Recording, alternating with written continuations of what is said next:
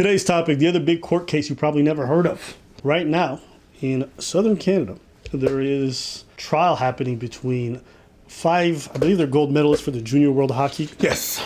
And a young woman. Essentially what they're alleging is that many years ago, while these people, this has got to be almost 8-9 years ago, because they are now in their full-on, they're in the National Hockey League now, many of them, but they did this when they were apparently 18-19. Apparently, they ran a train on a girl, and it was against her will.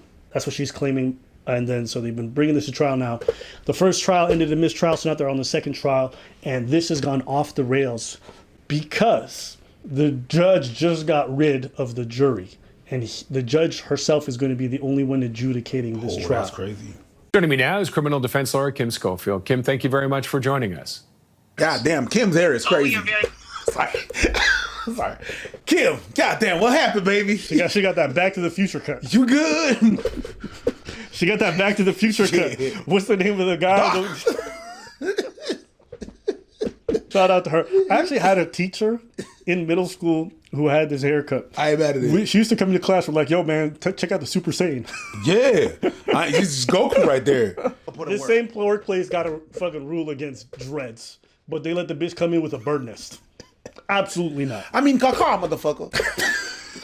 First of all, in this case, it's been 2 juries that have been dismissed. So I think that that's certainly unusual, if not entirely unheard of. But to dismiss a jury and continue judge alone is allowed in the criminal code. And it's something that happens on occasion, but very unusual. So something must have happened. And keep in mind, there's a publication ban that prevents reporting on the specifics. But something happened. And there were some facts brought before the judge that caused the judge to find that the jury could no longer continue to act impartially. Now, the testimony that's come out in this has been crazy. Wild. To get started, what's alleged is that I believe they all went to some kind of bar, restaurant. They went to a bar.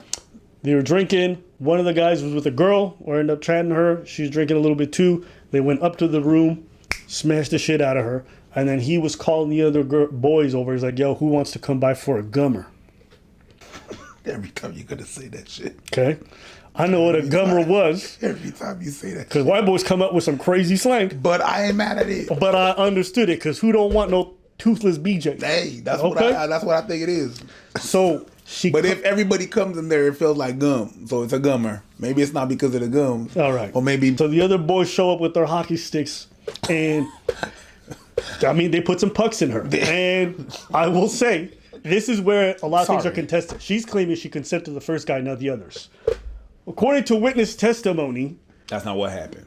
This girl got on the floor, opened her legs, and said, stop being pussies. Who's going to take me next? She's the one who got naked and started begging everyone. All right, I'm paraphrasing, but that's like the gist of what she said.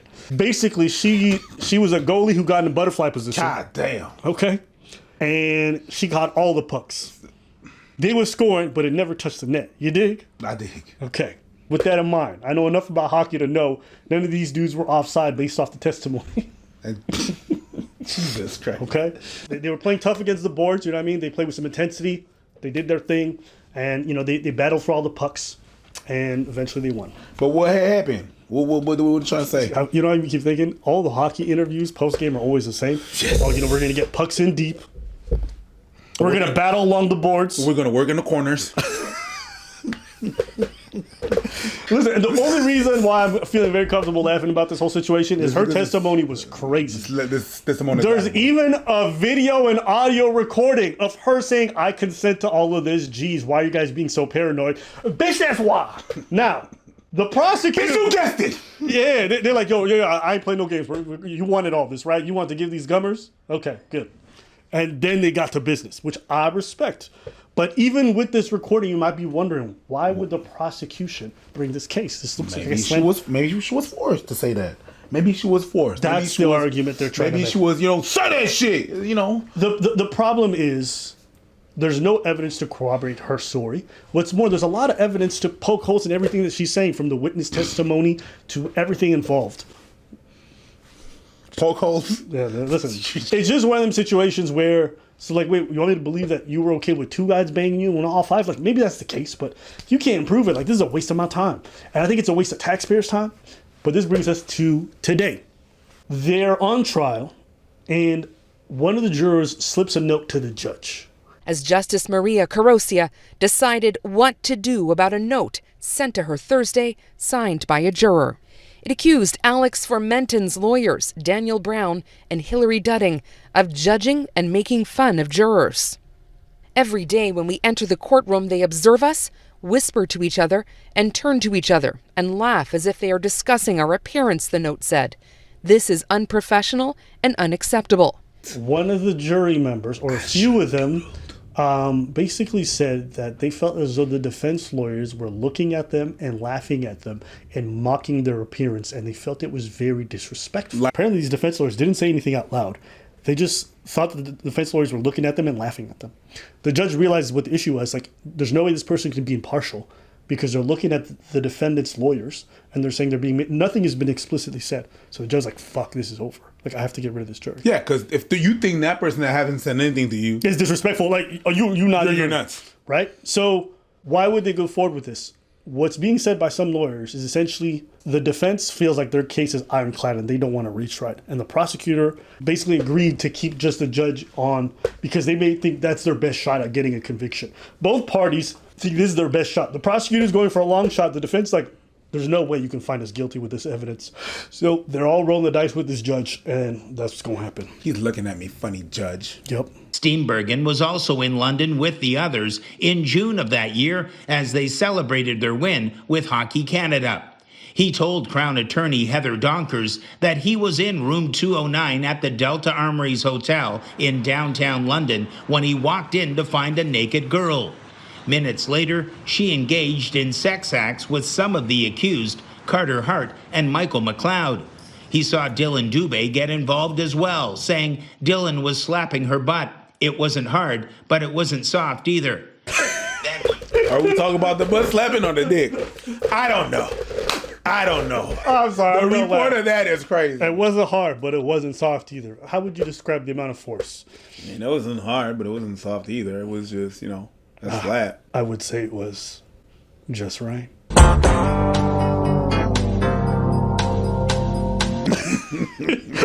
I was sorry. All right, let's move on. Then when it came to a fourth defendant, Cal Foote, Steenbergen said, I remember partially seeing the splits because there were people around me. The splits? The splits of what? The splits of who? He said he tried to get out of the room, but the female was in the way on the floor, saying, I just didn't want to step over a naked girl. When there was a clear path, we took the chance to leave. Wait. So she was just naked on the floor being like, where are you going? I'm sorry. This story is super weird. But these guys weren't charged. They were present and they were testifying. Now, it's important to note, these are teammates. The odds of them trying to lie for their friends or their fellow teammates is possible. It's definitely possible. So that's also important to note. All the players were contacted by Hockey Canada about an ongoing investigation. That's when group chat messages started going out between the one-time teammates.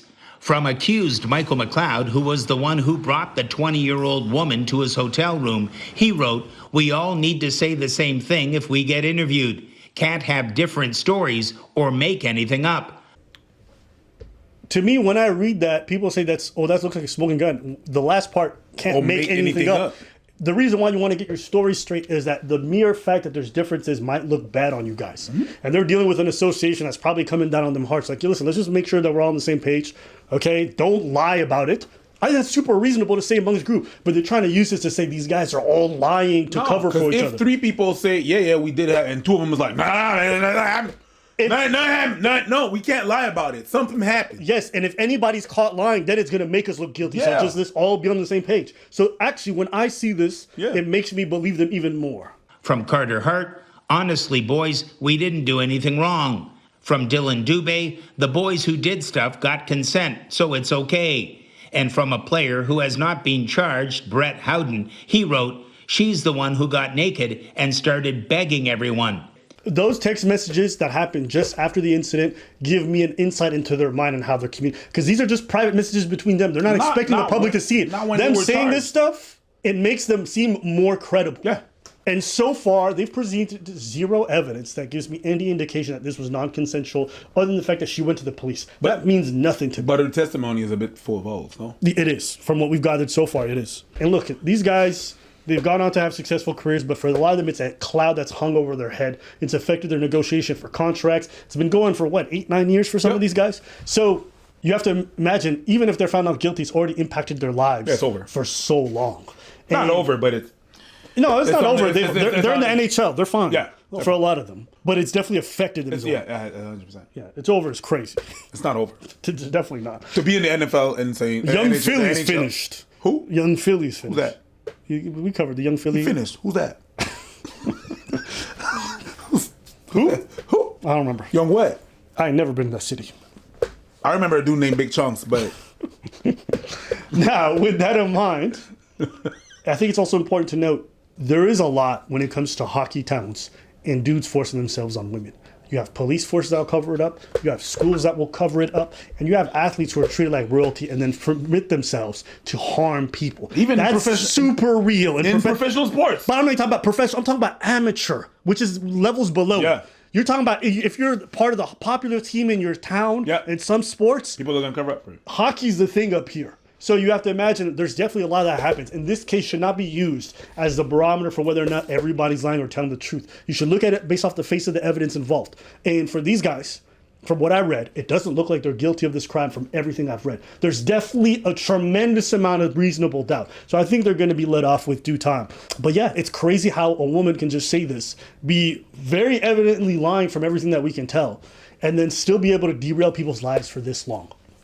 I'm glad that they went through the legal process. I wish they would have done this much, much faster so that for the people who are suffering, be it the woman, the alleged victim, or the man, that we can just get closure fast and move on. And you can say like, why would someone lie about that? Well, there's a different reason. Maybe someone found out. And maybe someone said like, what are you doing sleeping with all these people? Well, I was not me. They forced me. And then they forced me that went too far. It's a possibility. I'm not saying that's what it is. I'm just saying I would not be surprised. It's a small town. London is not big. Yeah. People will know.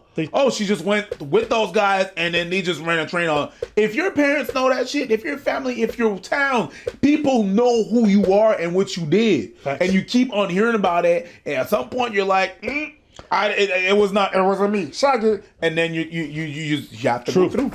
There's actually already been court cases where women have accused men, they've gone to jail for decades, and then it came out afterwards, why did you lie? And they said, I didn't want my boyfriend to find out, or I was embarrassed. So you let a man rot in prison because you were embarrassed about what you did? Hell no, bitch. And they do like 2 months in jail, if anything, if they're lucky.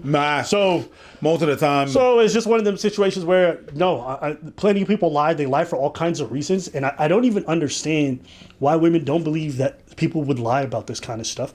When women make up rumors and lie about other women more than anyone else. When you ask women who they're bullied by, vast majority of them are bullied by other women. Yeah. And how do they do it? Spreading rumors and lying. But all of a sudden, you don't think it can happen when it comes to men to ruin their lives as well?